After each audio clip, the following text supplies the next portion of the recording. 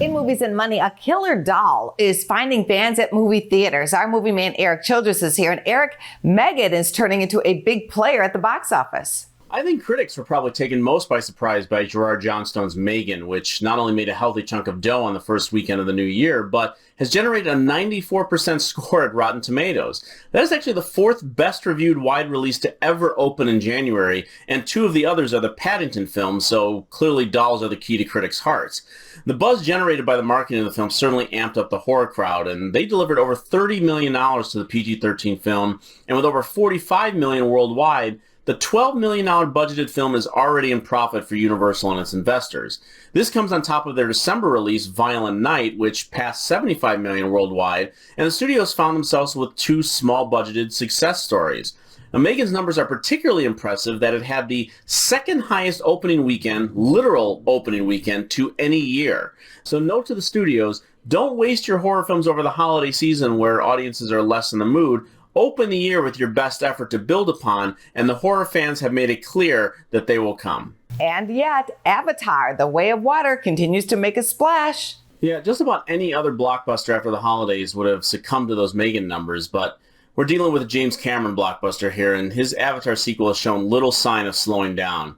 The $45 million over the weekend represented the second highest fourth weekend haul ever, behind only the original Avatar. Now, for those keeping track, like us, Avatar has now surpassed $500 million domestic and $1.7 billion worldwide.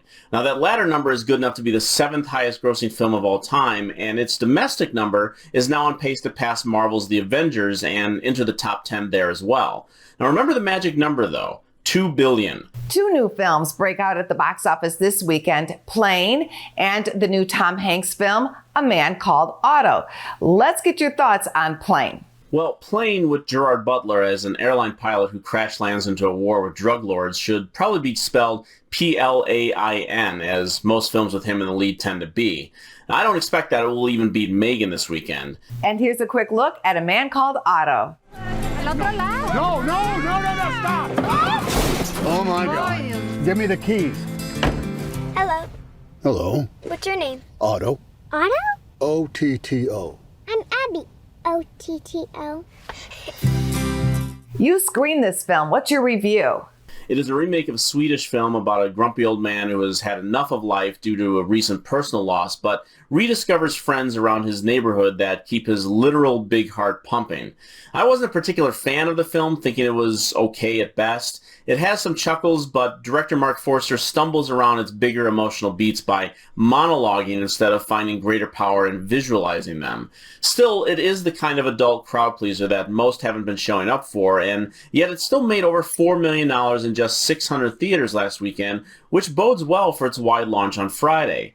Now, last weekend was the first time since September 25th that the box office had three films gross over $10 million. This weekend should be the second in a row, providing a nice start to 2023. Thank you, Erik. We will see you next week. Thank you, Angie. Go to businessfirstam.com for where to see our show on TV.